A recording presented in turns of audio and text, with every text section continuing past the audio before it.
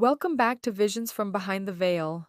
Before we step into today's transmission, I want to invite you into a space of quiet reflection and viewer discretion.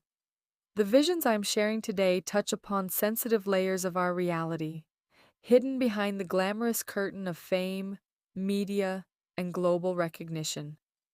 As a medium, one of the highest responsibilities is discerning when to speak, how to speak, and when to keep a revelation sealed.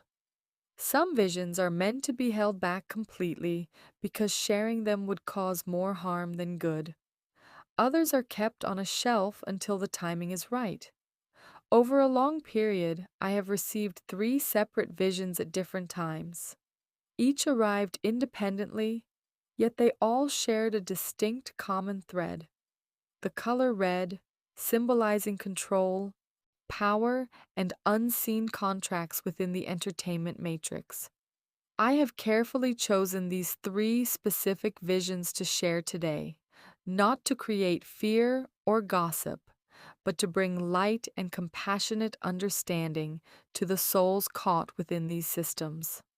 The first of these visions brought me directly to a classic vintage Hollywood theater stage, framed by deep, heavy red velvet curtains.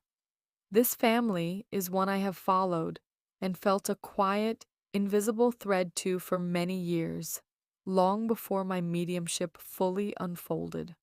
Because of this connection, I was brought right up to the edge of the stage. At the center stood something where I felt a profound empathy. Inside a tall sealed glass showcase stood a famous personality, someone whose life had been broadcasted to millions. Her soul's values simply did not align with the dark agenda of that world, and she had been taken out. On that stage, she stood completely still inside the glass, preserved, silent, and motionless, like a taxidermy doll on display. My immediate impulse was to rush onto the stage, to get close to the glass, and to see if there was anything I could do to help her. But her family stood as a barrier around the display, keeping me and the rest of the world at a distance. There were no tears in their eyes. They moved with a chilling, cold composure, a silent resignation to the tragedy that had struck their inner circle.